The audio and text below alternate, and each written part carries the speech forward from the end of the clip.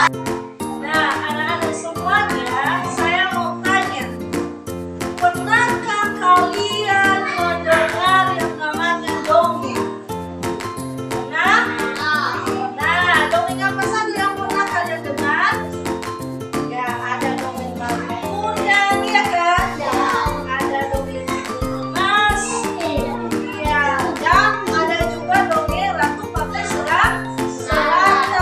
Pernah baca kan? Nah, hari ini kita belajar tema 8 yaitu daerah tempat tinggal dengan subtema pendidikan di daerah tempat tinggal. Untuk tujuan pembelajaran kita pada hari ini yang pertama, 1. Siswa dapat mengidentifikasi tokoh antagonis dan protagonis yang terdapat dalam cerita fiksi melalui membaca cerita fiksi dengan tepat.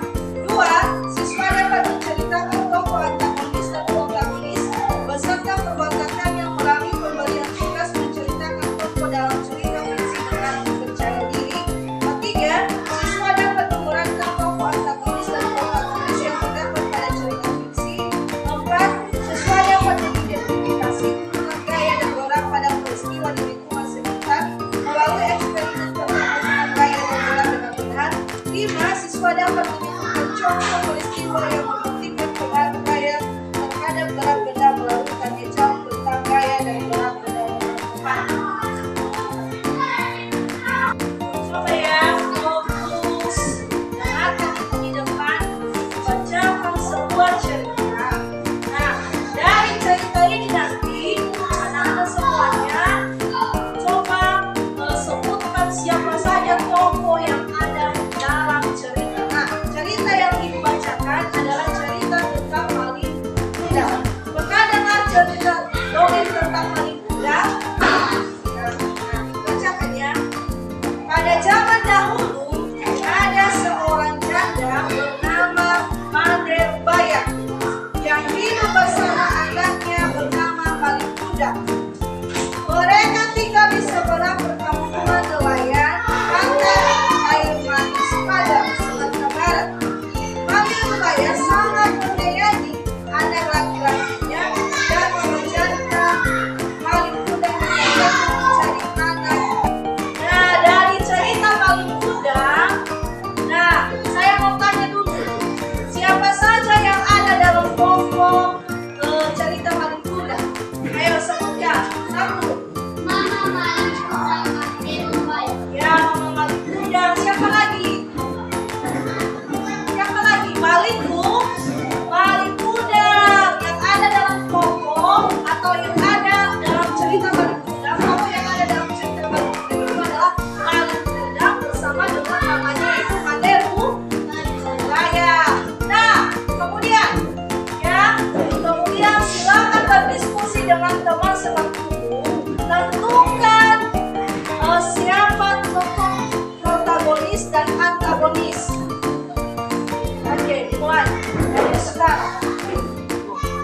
Nah, dalam cerita dongeng Malin Kundang ini, ya, ada 2 tokoh utama, yaitu Malin Kundang dengan ibunya yang bernama Manderbaya. Nah, dalam sebuah cerita dongeng, yang tokoh itu termasuk sebagai unsur yang paling penting. Ya, nah, tokoh adalah individu rekaan pada sebuah cerita sebagai pelaku yang mengalami peristiwa dalam cerita. Nah, berdasarkan perwakilannya, tokoh ini dibedakan menjadi 2 bagian. Yang pertama, tokoh protagonis. Yang kedua, tokoh antagonis. Nah, tokoh protagonis adalah tokoh yang mendukung cerita. Tokoh protagonis biasanya adalah tokoh yang memiliki sifat baik atau terpuji. Nah, sedangkan tokoh antagonis ini adalah kebalikan dari tokoh protagonis, di mana tokoh antagonis ini karakter utamanya yaitu bersifat jahat, ya, jelek. Nah, itu adalah tokoh antagonis. Nah, sekarang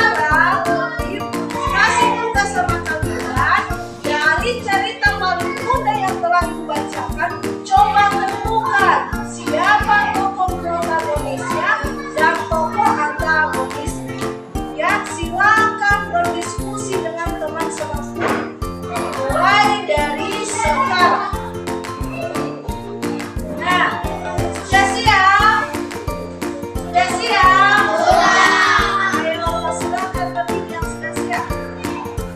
Nah.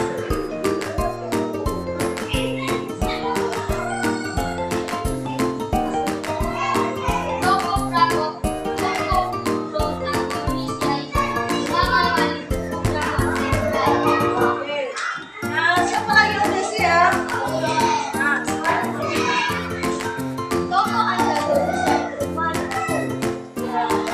Kasih. Nah, jawaban teman-teman kalian ini semua sudah benar. Di mana tokoh protagonis yaitu paling muda.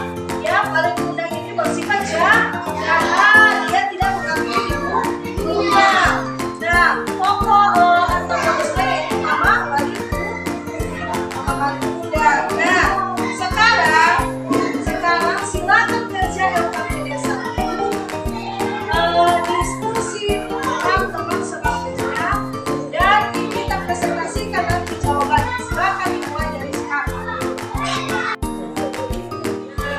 Coba ya, si Tomo sama si Sepu dulu. Coba angkat meja.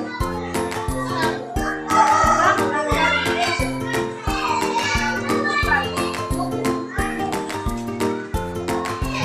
Angkat sampai ke depan ini. Oke, nah sudah.